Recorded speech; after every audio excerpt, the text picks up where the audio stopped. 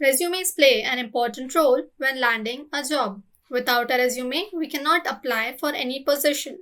Research say that recruiters take an average of 6 seconds to scan a resume, and that it takes 100 to 200 job applications to get one job offer. Now, looking at these numbers, the pressure to make a perfect resume becomes immense. It might look as a difficult task, but trust me, once you change your perspective and start looking at your resume from a hiring manager's point of view, the whole process requires much less efforts. Hello everyone, this is Aditi from Edureka and I welcome you all to this session where I'll be talking about how to make resumes that get shortlisted. So, without any further ado, let's take a look at today's agenda. We'll start off by understanding the importance of a resume and what the recruitment process really is. Then, we will look at some of the ways you can improve your resume. Later on, we will learn on how to use the correct keywords to get shortlisted. And lastly, we will understand the necessary checks to perform before submitting your resume. Please like this video and subscribe to our YouTube channel, and also do not forget to hit that bell icon to be notified of any updates from the Edureka YouTube channel. Also, the links for various certifications are given in the descriptions. Do check them out. Let's get started. Resume is a formal document that provides an overview of your professional qualifications like your relevant work experience, skills, education, and notable accomplishments. Now let's imagine a scenario where you don't have a resume. You go for an interview and tell the recruiter your qualifications and everything there is about your skills.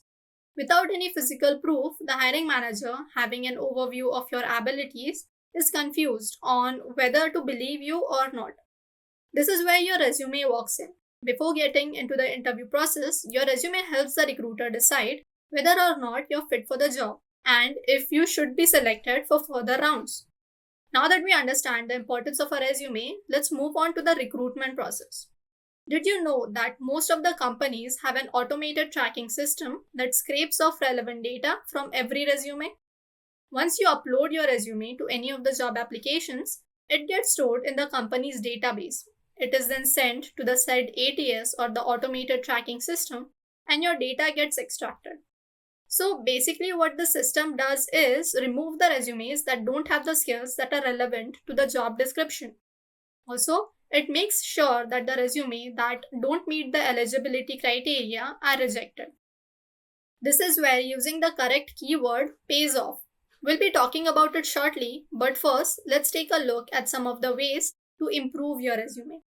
As I mentioned before, recruiters take an average of 6 seconds to scan a resume. They obviously don't have the time or luxury to read every single word written in your resume. Bullet points can help organize and emphasize information quickly and effectively.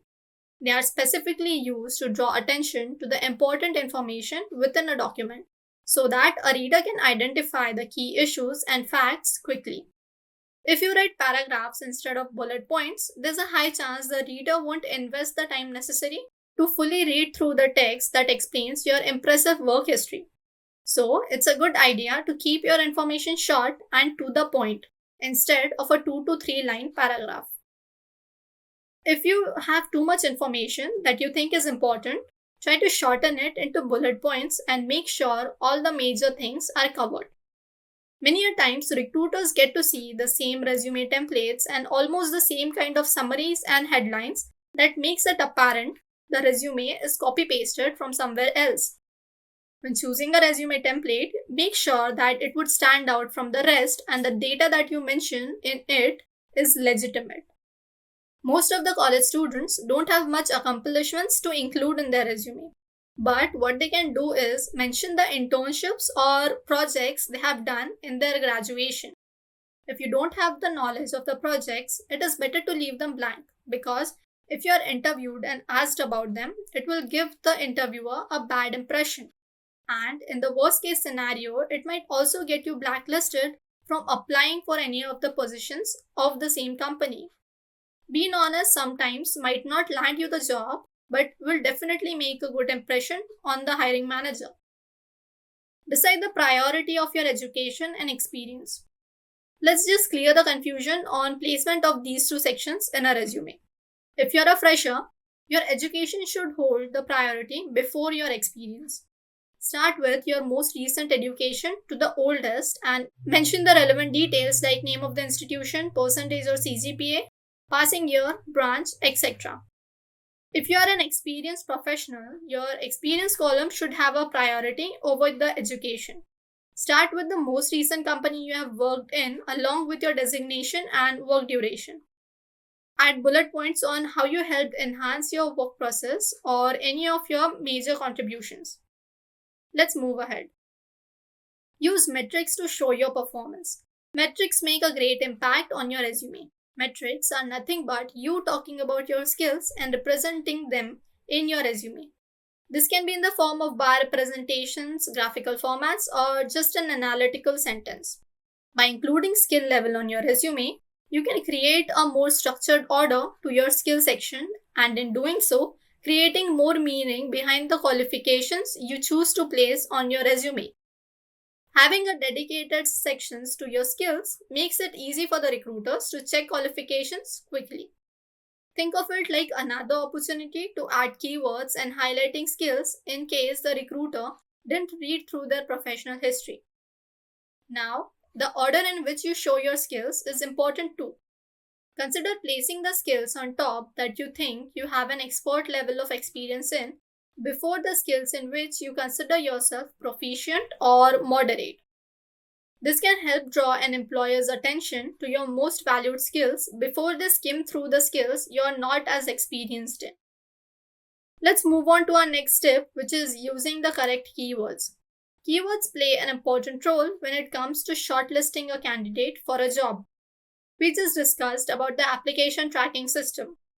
Now, let us look at how to include the specific keywords in your resume. First, what you need to do is look for the job you're interested in and check if you have the skills and qualifications that are required for it. If you do meet the set criteria, your next step would be to tailor your resume according to this job description.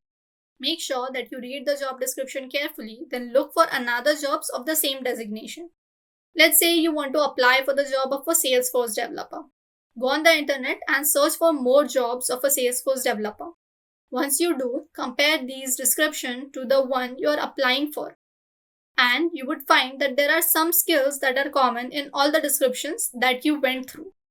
For example, for being a Salesforce developer, you need to have knowledge of Salesforce permissions and experience in developing Apex components. This is your keyword and you have to insert this in your resume. You can mention it in any of the sections like experience or skill sections, and that would be good to go. And now your resume is created. This works for all the fields and it increases your chance of getting selected greatly.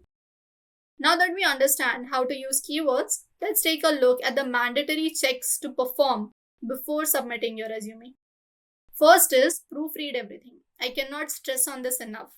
You have to check whether the stuff you have included and written in your resume is 100% correct and all true.